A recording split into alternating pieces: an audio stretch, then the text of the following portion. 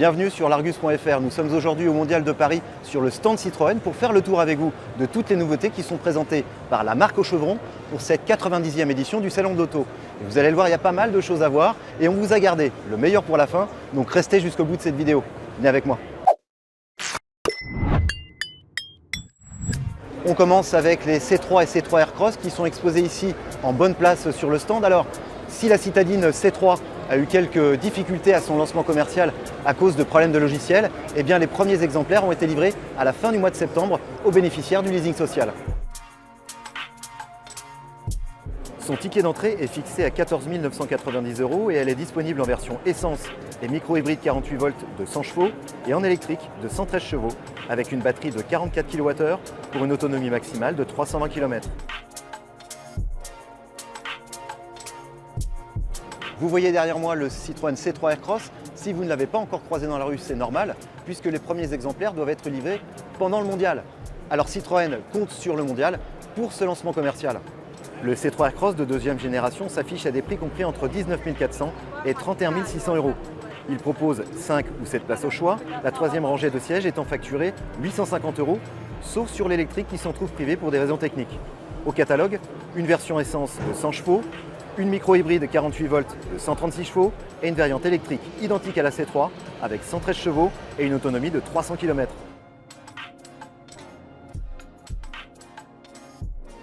On passe maintenant à une double nouveauté, les C4 et C4X, puisque Citroën offre un restylage à ces deux modèles en même temps. Eh bien les C4 et C4X, elles conservent leurs dimensions, elles mesurent toujours 4,36 m de long pour la compacte et 4,60 m pour la version tricorps C4X. Les plus gros changements se situent au niveau de la face avant puisque les deux modèles adoptent un nouveau visage au diapason du nouveau style de la marque. La proue abandonne les feux en deux parties au profil d'optique unique, regroupant les phares et les feux de jour. On retrouve des phares à LED plus fins avec une signature lumineuse à 3 points composée de fines barrettes, une calandre plus fine abritant le nouveau logo de la marque et un bouclier plus rectiligne qu'auparavant. À l'arrière, pas de réel changement pour la C4X, si ce n'est la disparition de l'inscription Citroën en toutes lettres au profit du nouveau logo. Pour la C4, c'est tout l'inverse. Le logo de la marque est remplacé par l'inscription Citroën et la poupe profite de plusieurs modifications. La jonction entre le montant-C et les feux est simplifiée, des feux qui ont aussi été épurés dans leur dessin avec une signature lumineuse composée de 4 barrettes parfaitement horizontales comme à l'avant. Côté motorisation, Citroën tire un trait sur les versions 100% thermique, essence et diesel et ne conserve que les versions micro-hybride 48 volts de 100 et 136 chevaux ainsi que les déclinaisons électriques de 136 et 156 chevaux. Lancement prévu début 2026 à des tarifs encore inconnus. Autre modèle restylé, la Citroën Ami, le petit quadricycle s'offre un restylage pour rester leader de sa catégorie. Il s'en est d'ailleurs déjà vendu plus de 65 000 depuis son lancement commercial en avril 2020. Ses faces avant et arrière changent de physionomie pour délaisser quelques rondeurs au profit de sections de carrosserie plus rectilignes qu'auparavant. Les phares sont positionnés plus haut, juste sous le pare-brise, et se dotent d'un cerclage noir. Le nouveau logo de la marque trouve sa place au centre d'une gélule inclinée, au dessin évocateur d'un mini capot, et les ailes apparaissent plus marquées. L'Ami adopte quelques détails supplémentaires pour soigner son look. La partie supérieure des ailes avant droite et arrière gauche comporte désormais des stries moulées d'une forme comparable à celle des ailes de la 2 chevaux. Un nouveau sticker habille la custode arrière et le design des enjoliveurs de roues a lui aussi été repensé puisqu'ils arborent désormais un damier de carré coloré à coins ronds. Lancement prévu au cours du premier semestre 2025 à des prix qui n'ont pas encore été révélés par Citroën. Citroën expose aussi une nouveauté, c'est un concept, le concept Ami Buggy Vision qui reprend toutes les nouveautés esthétiques du modèle restylé. Alors, vous le voyez, ce mini baroudeur, il est dédié aux activités de plage, aux activités nautiques. Et là, il est vraiment dans une configuration spécifique, puisque c'est pour la pratique du kitesurf qu'il a été aménagé de cette façon-là. Il joue sur le contraste des couleurs avec sa livrée bleu nuit et son pavillon blanc, et se dote d'éléments spécifiques orientés plein air. Il est dénué de portes et s'équipe d'accroches pour fixer les planches, d'un toit ouvrant en toile, de roues crantées et d'une barre de LED additionnelle. La marque annonce que ce concept pourrait inspirer une prochaine déclinaison du modèle. Affaire à suivre.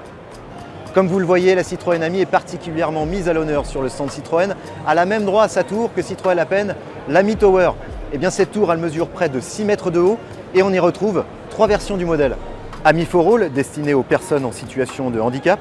Ami Rose Festival, imaginé dans le cadre de la collaboration avec le célèbre duo Big Flo et Oli pour participer au Rose Festival, créé par les deux artistes. Et enfin, Ami Peps, une variante à la décoration spécifique aux couleurs vives.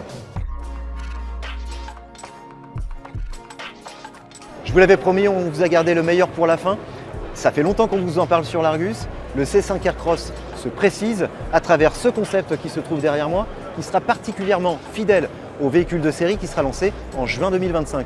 Ce concept adopte une allure plus élancée que le modèle actuel puisqu'il mesure 4,65 m de long, soit 15 cm de plus, et 1,66 m de haut, soit près de 3 cm de moins.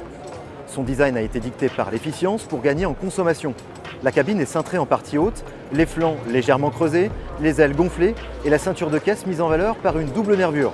Son visage inspiré du concept Holley s'inscrit en cohérence avec la nouvelle identité stylistique de la marque, inaugurée par les C3 et C3 Aircross. On retrouve donc la nouvelle signature lumineuse à 3 points avec 2 fines barrettes horizontales et un optique carré implanté comme des phares à longue portée. Le nouveau logo de la marque est positionné au centre d'une fine calandre surplombant un bouclier massif doté d'une entrée d'air généreuse en partie basse. Son toit fuyant est prolongé par un béquet positionné au sommet du haillon, annonçant une poupe très verticale. Cette dernière intègre des feux en 3 parties au dessin spécifique, comportant une section creusée et des ailettes baptisées Lightwing, qui ressortent du véhicule pour générer un appui aérodynamique. Avec ce concept, Citroën annonce la couleur puisque la marque annonce qu'il sera particulièrement fidèle au futur C5 Aircross de 2e génération. Le SUV au chevron sera le premier de la marque à bénéficier de la plateforme Estella Medium du groupe Stellantis, inaugurée par le Peugeot 3008. L'offre de motorisation sera composée d'une version 1,2 litre micro-hybride 48 volts de 136 chevaux, d'un 1,6 litre hybride rechargeable de 195 chevaux et d'une variante électrique offrant 210 chevaux. Il entrera en production en avril prochain pour un lancement commercial en juin 2025. Voilà pour cette découverte des nouveautés du stand Citroën au Mondial de Paris 2024. Continuez à suivre la chaîne largus.fr parce qu'on a encore de nombreuses nouveautés du salon à vous montrer en vidéo. Ce serait quand même dommage de louper tout ça. Quant à moi, je vous dis à très bientôt pour une prochaine vidéo sur largus.fr.